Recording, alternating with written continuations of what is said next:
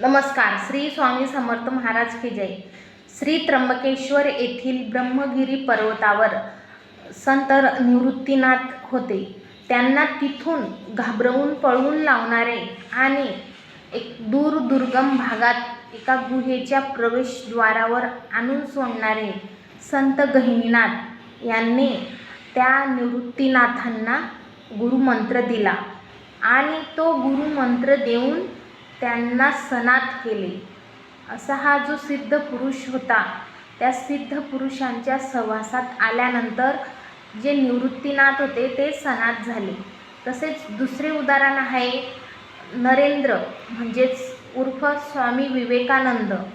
स्वामी विवेकानंदाच्या मनातील जे काही सर्व भ्रांती होत्या, भ्रम होते, चालीरीतींविरुद्ध जे काही त्यांच्या मनात भ्रम चालू होते, त्यांना दूर करणारे एक